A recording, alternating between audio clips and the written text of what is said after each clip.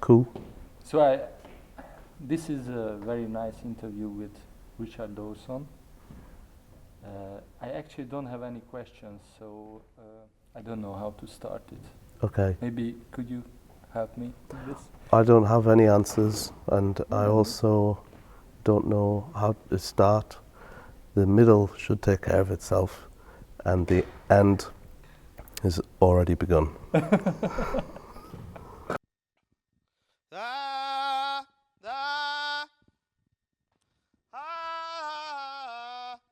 The first thing that came to my mind is your actual stage presence. For me, it was, especially as a musician, for me, it's like if you were born on stage. When did you get this feeling that you are so good on stage, or you don't have this feeling? I don't know about good, but definitely feel more and more comfortable being on stage, and sort of when I embraced how awkward I feel. I think more and more it seems like a really ridiculous thing to do, to get up and sing some songs and to be separate. Mm-hmm. It's absurd, and the more the last few years have sort of seen how absurd it is, and kind of just went with that. It makes you more comfortable, so you can be really awkward and comfortable all at once. So yeah, like back when I was maybe like 16, 17 and used to fantasize about being on big stages and pulling all the moves, Iron Maiden, the foot up on the monitor, all that stuff. You sort of maybe start to get to do some shows where that's maybe a possibility, but it's so silly and it's ridiculous. It's ridiculous. And it actually separates you from the audience. That's the problem. Yeah. So you miss the community side of this kind of concerts? What do you mean, sorry? I mean, you want to get closer to the audience, to the people, and to yourself? I guess I want to connect as kind of directly as possible, but knowing that there's always contradiction at work, that that kind of direct connection is only possible in this absurd, disconnected situation where you're on stage and the focus is greater. So it's another kind of madness about the whole thing of going to see live music or to play live music. Is it's really a very strange situation as a person. Mm-hmm. I think sometimes we sort of maybe as a performer you tend to push down the person and you're given a performance, but I always wanted to be a person.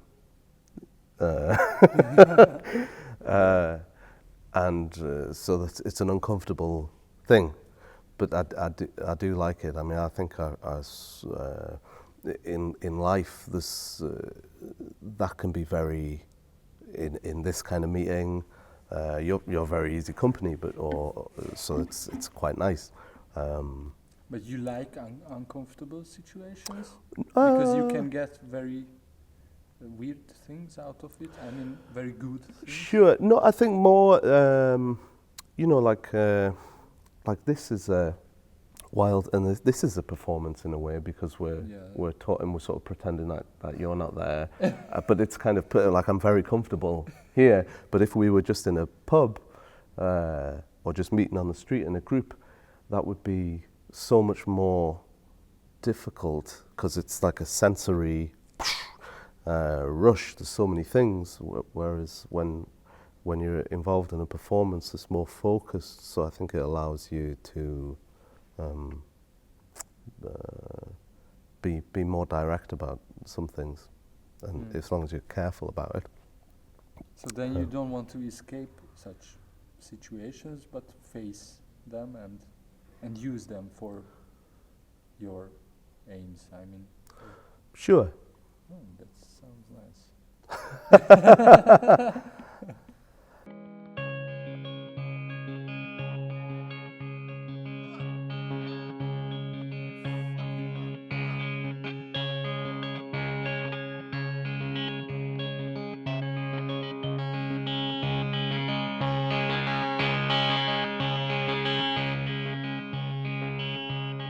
I have ridden through the toad song from the palace to your fold at the behest of the king with a gift for your temple. I have looked this strange contraption over many a hoary dale and by the gate.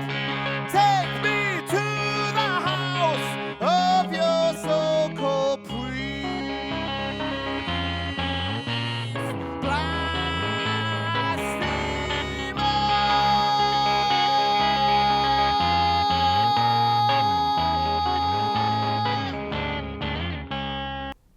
The other thing I wanted to ask you is your guitar playing, because I'm also a guitarist, so I guess I don't hear the same than the average audience, and it really strikes me that your guitar playing technique reminds me of some of the greatest guitarists. How did you get this? How did you get this knowledge? I don't know, or it's really hard to tell, because maybe I can say it's like Derek Bailey or something like that, but I can't name anybody, because it's very. When I hear the first chord of yours, I know that it's you. It's and I think it's the highest level when you are a musician, and from the first seconds, it's possible to recognize that it's you. So how did you get it? Well, I don't. I appreciate what you're saying. I think that it's interesting. I've only come to be a guitar person the last 2 or 3 years. I never thought about it so much, or was particularly interested in guitars beyond certain superficial things. But I think maybe the things that fed into it, without necessarily agreeing that it is those nice things that you've said. But I hope it's me playing, and I was interested in a lot of music other than guitar music, and I hear certain musicians in my own playing, like I hear Thelonious Monk is somebody I think about a lot, and maybe some of the.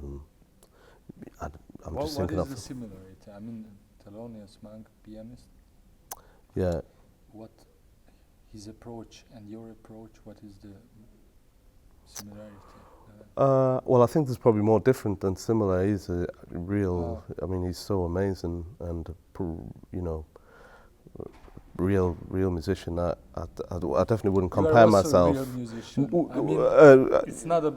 I don't know. But I wasn't seeking to compare myself to him by any stretch. But I think maybe his approach is maybe. I sort of hear shapes in his music, and I often think of my own melodies as being lines in a painting, or an object in a painting described by a melody, or a larger object maybe described by the overall arc of a verse, and those melodies become other kind of individual marks in a painting, and I feel that in certain musicians there's this visual quality to their music, and Thelonious Monk would be it's not a piano anymore. It doesn't matter what it is. It doesn't matter that Derek Bailey with a guitar. It's not really a guitar anymore. Yeah, it's not guitar anymore. It's their voice, and so it's part of their body. Mm-hmm. And I think that those kind of characters, and I recognize it in me now.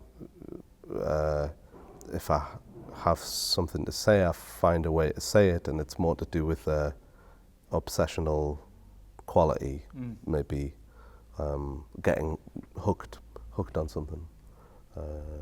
So it's more just feeling it to be like a natural act.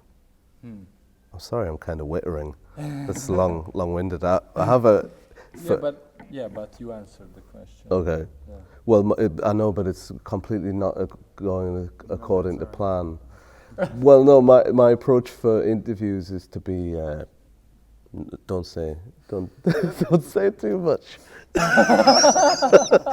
We do not require the use of your abandon. We have our own seeing device, powered by waves it no longer recognizes words. Oh, numbers, words are numbers.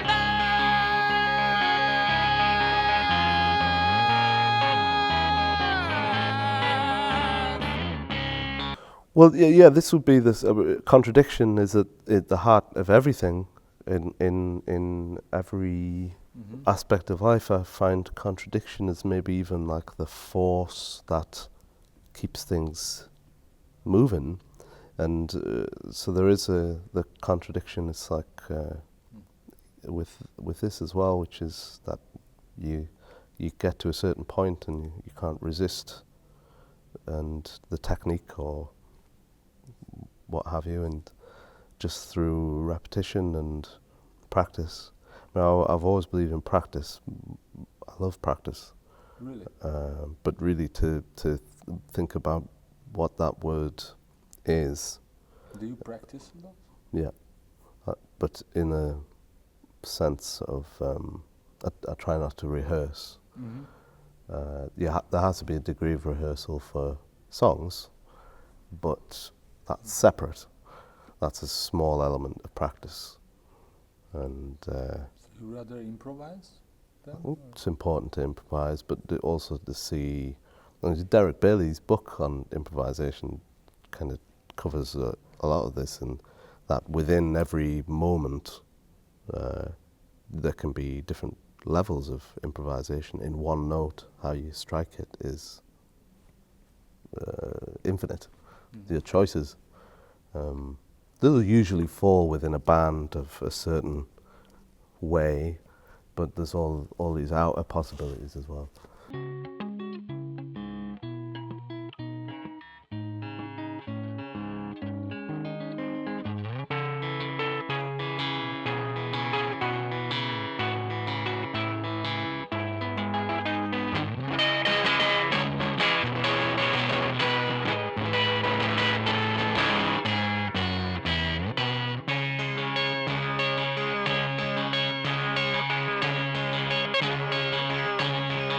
Do you listen to a lot of music, and is it part of your practice? You told us. I would say it's the most crucial thing.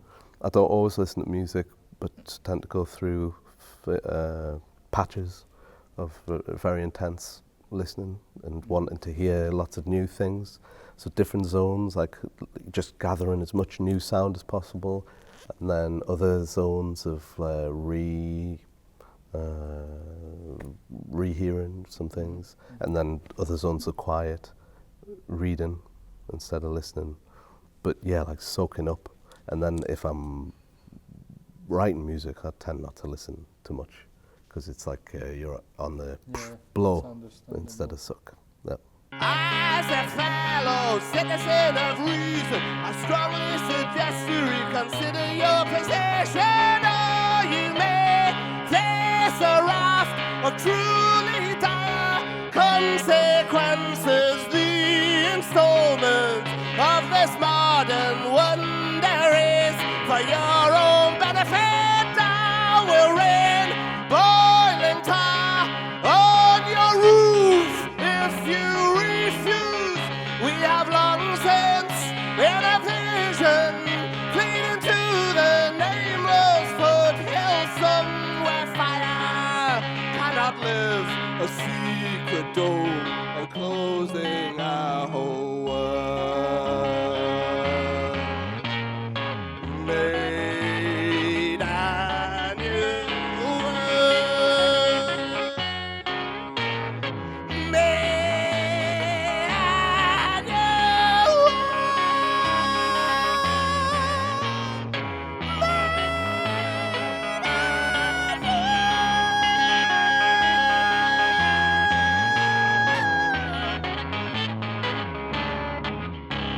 And I know it's a bit of a cliche to say, like, don't categorize music or any of that stuff, but actually more and more I've been thinking about that, and it's really important. Just don't even give it a name, because even by doing so, you point it in a certain direction. Actually, everything, somebody playing an instrument or somebody programming a sequencer, somebody singing, is like, it's all coming from the same place. It's a very important thing. So yeah, to put it in boxes is it's not a good idea. So my last question. So you do have questions? Yeah, now Okay. I'm getting them. But this is the last one. Yeah. I feel that this is the last Okay. one. I don't know how I feel it, but I feel it. Okay. God is music, or music is God? Or is it a contradiction? Or both? Well, it's definitely contradictions involved.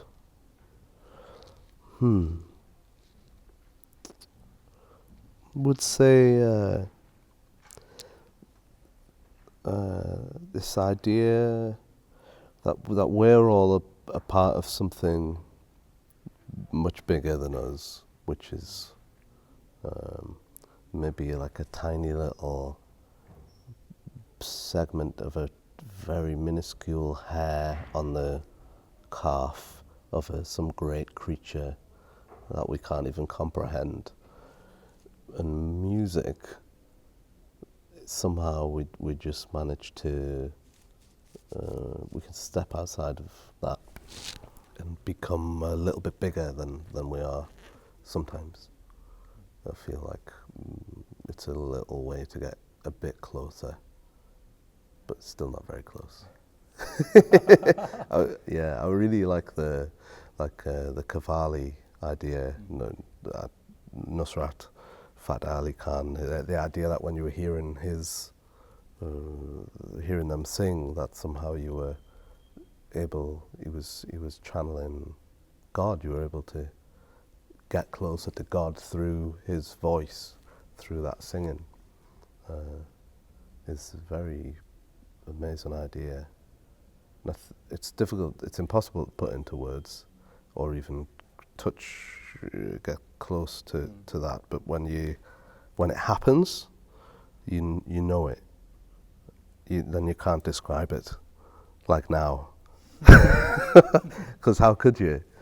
You know. Yeah. It's a good question, though. Yeah, good question, that one. Thank you, Richard. Thank you. Fresh start.